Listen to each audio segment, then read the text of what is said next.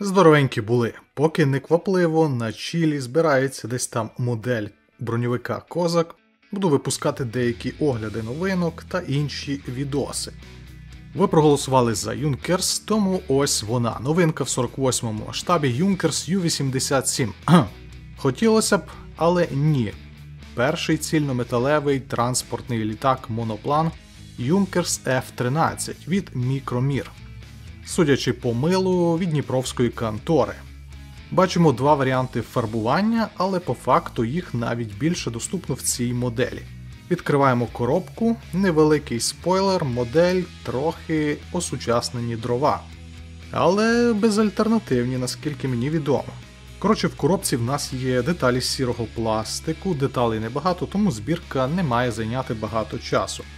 Також маємо платку металевих деталей, декалюшки, пакетик з прозорими деталями, 3D-надрукованими деталями і фарбувальними масками.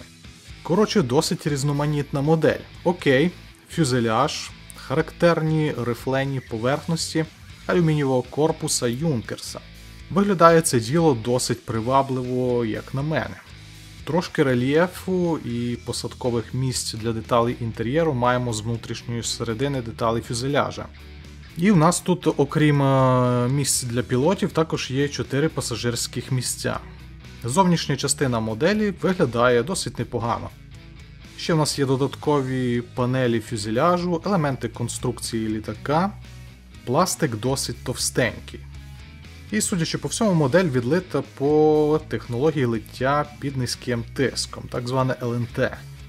Деталі крила 4 половинки, досить масивні деталі і стикуються насправді непогано. Я вже з'єднав 2 половинки, перевірив, так би мовити. Що цікаво, це те, що, думаю, змивку тут варто робити з допомогою олійних фарб. Цікаво подивитися, як воно вийде в результаті. Носова і верхня частини фюзеляжу, кабіна пілотів у нас відкритого типу, але є переборка до пасажирського відсіку.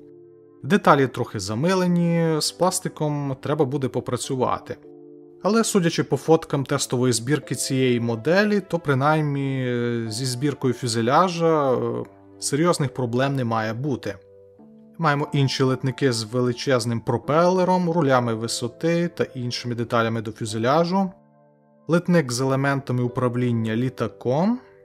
Варто відмітити, що немає яких-небудь утяжень на цих великих деталях. І це добре, в іншому випадку шпатлювати їх би було досить важко. Ну і останній литник з різноманітними дрібничками, величезні колеса. Більшість деталей мають рельєф тільки з однієї сторони. Також маємо радіатор, основу кабіни пілота і пасажирів, 4 сидіння, приборка, але декалі для приладів в наборі відсутні. Для компенсації не дуже технологічної якості лиття виробник додав різних доповнень в цей набір. А саме металеві деталі на платі фототравлення. Що цікаво, одна деталь надрукована на 3D принтері. І це, здається, частина вихлопної системи літака. Ось де ця деталь у нас буде розміщена. А, до речі, движка в цьому наборі у нас не буде. Що ще приємного, це набір малярних масок для прозорих деталей. Дуже знадобиться. Оскільки є маски, то, мабуть, є й прозорі деталі. Прозорий пластик задовільної якості.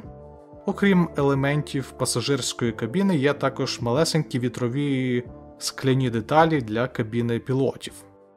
Вирізав звідси одну деталь і приміряв на своє місце. Сідає деталь досить непогано, але це вона вже трошки підігнана по місцю, і як мінімум треба буде підрізати верхню кромку для того, щоб не було щілини після стиковки верхньої частини фюзеляжу. Після підгонки і підрізання деталь досить красиво виглядає на своєму місці.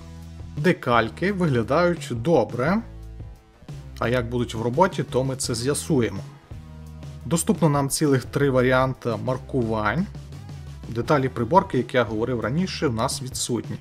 Отже, які варіанти в нас доступні? Перший – це сріблясто-чорний літачок, судячи по всьому, польський. Інформації по належності літака та року експлуатації у нас тут немає.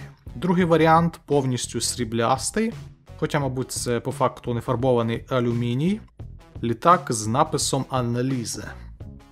Ну і, звісно, третій варіант, найбільш колоритний і цікавий, як на мене, той самий, що й намальований на бокс-арті, в жовто-чорному кольорах і також з пізнавальними знаками Швейцарії. Не впевнений, але думаю, що всі ці варіанти з 20-х, 30-х, максимум 40-х років 20-го століття. І насправді є тут досить непогана історична справка, всього було випущено більше 300 літаків. Перший політ було здійснено в 1919 році, і це був перший транспортний цільнометалевий літак конструкції моноплан. Досить прогресивна штука для свого часу. Сам би політав на такому літачку. Отже, я вже трохи оглянув цю модель і навіть позбирав деяких деталей, трошки інтер'єру, трошки крила. І давайте зробимо попередні висновки по цьому набору. Деталізація і збірка, мабуть, на 3, можливо в деяких аспектах на 4.